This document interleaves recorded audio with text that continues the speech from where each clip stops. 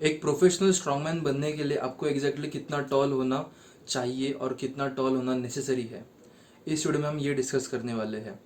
सो आपने देखा होगा कि स्ट्रॉन्गमैन में सबसे टॉलेस्ट जो बंदा है वो है हफ्तोर ब्रियांसन, स्टैंडिंग एट 6 फुट 9 इंचेस, और वो काफ़ी स्ट्रांग है। आपको पता ही है उसने डेडलिफ्ट का वर्ल्ड रिकॉर्ड भी होल्ड किया है।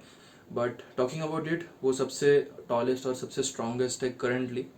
उसके बाद हम एडी हॉल को जानते हैं जो है 6'3". एंड ऑल द टाइम मुझे ये क्वेश्चन सभी पूछते हैं कि हमें कितना टॉल होना चाहिए अगर हमें ज़्यादा स्ट्रांग बनना है। तो जब मैं स्कूल में था तब हमेशा मुझे ये चीज़ बोली जाती थी कि वेट मत उठाओ, हाइट रुक जाएगी।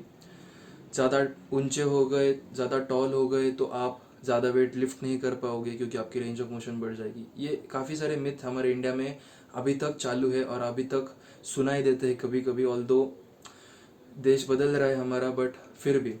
So let's talk about exactly कितनी हाइट चाहिए आपको। मेरे हिसाब से स्ट्रॉन्गमैन में ऐसी कोई भी हाइट की क्राइटेरिया नहीं है कि आपको इसके लेवल के ऊपर होने के बाद ही आपको वो खेलने के लिए अलाउड करेंगे।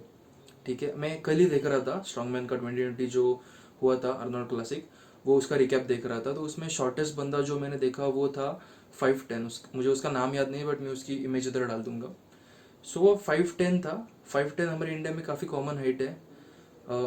लाइक 10 में से ऑलमोस्ट 5-6 लोग 5'10" होते ही है। काफ़ी कॉमन हाइट है, तो ये लंबा नहीं है। So what this mean, criteria नहीं है स्ट्रॉन्गमैन में कम्पीट करने के लिए। हाइट की एज सच कोई भी स्पेसिफिक क्राइटेरिया नहीं है।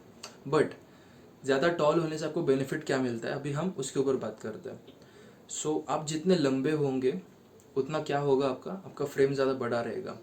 फ्रेम ज़्यादा बड़ा रहेगा मतलब क्या, कि आप उसमें ज़्यादा मसल मास या फिर बॉडी वेट कैरी कर सकते हो। तो अभी हम कंपेयर करेंगे हफ्ता ब्रियांसन को एडी हॉल के साथ। हफ्ता ब्रियांसन कंपटीशन के टाइम पे रहता है ऑलमोस्ट 180 टू 100 केजी के बीच में, और एडी हॉल रहता है ऑलमोस्ट 160 टू 180 केजी के बीच में। बट अगर आप हफ्ता को देखोगे तो फर्स्ट क्लास में आपको पता चलेगा कि ये बंदा काफ़ी प्रोपोर्शनेट है।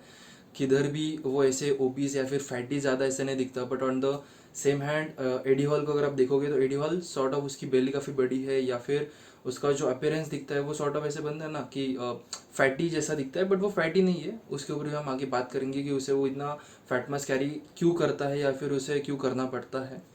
तो ये बेसिक रीज़न होता है कि आपकी हाइट जितनी ज़्यादा होगी उतना आप ज़्यादा वेट कैरी कर सकते हो, और ऑब्वियसली ज़्यादा वेट कैरी करने से आपको बेनिफिट होने वाला है आपके हेवी लिफ्टिंग में। अभी बात करते हैं कि ज़्यादा मसल मास और ज़्यादा बॉडी वेट होने से आपको फ़ायदा क्या होता है। तो आपको पता होगा कि आपके बॉडी में फैट होता है और फिर मसल होता है। ठीक है, तो फैट मास जो होता है ना वो मतलब कुछ करता नहीं है, वो बस उधर ही रहता है। वो मे भी आपके स्ट्रक्चर को सपोर्ट कर सकता है ड्यूरिंग अ लिफ्ट। मतलब आपके हाथ में अगर फैट ज़्यादा होगा तो मे बी वो आपके बोन स्ट्रक्चर को थोड़ा बहुत सपोर्ट कर सकता है, बट एज सच उसकी कुछ एक्टिविटी नहीं रहती। But at the same hand जो मसल रहता है वो सभी चीज़ें करता है। वो लेंदन होता है, वो शॉर्टन होता है, वो कॉन्ट्रैक्ट होता है, और उसी से आप ज़्यादा फोर्स प्रोड्यूस कर सकते हो। इधर ज़्यादा लंबे होने से एडवांटेज क्या मिलता है आपको, कि आप ज़्यादा मसल मास पुट ऑन कर सकते हो while gaining excess fat as well. आपको पता होगा कि अगर आप लंबे होगे तो मसल मास पुट ऑन करना काफ़ी डिफिकल्ट होता है हमारे लिए। मैं खुद 6 फीट 2 इंच का हूँ और आप देख सकते हो कि मैं ज़्यादा मसल मास इतने नेचुरली फास्ट वे में प्रोड्यूस नहीं कर सकता। ऐसे नहीं है कि मैंने ये कैलोरीज खाई, ये सीधा जाके मसल में कन्वर्ट होगी। जब आप मसल बिल्डिंग करोगे तब आपको उसके साथ थोड़ा बहुत फैट मिलेगा ही, फैट एक्यूमुलेशन होगा ही।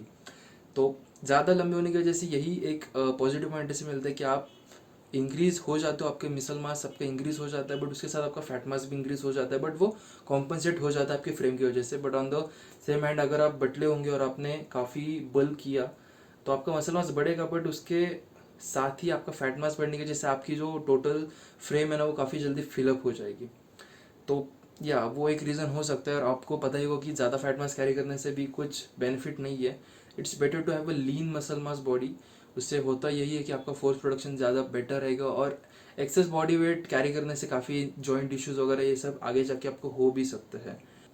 बस यही बोलना चाहता था कि अगर आप छोटे हो हाइट में, इट डजेंट मीन कि आप compete नहीं कर सकते, आप compete कर सकते हो। बट ऑफकोर्स जो आपसे लंबा होगा उसको थोड़ा एज मिलेगा आपके ऊपर, but that does not mean कि आप उसके साथ compete नहीं कर सकते या फिर आप उसको टफ फाइट नहीं दे सकते।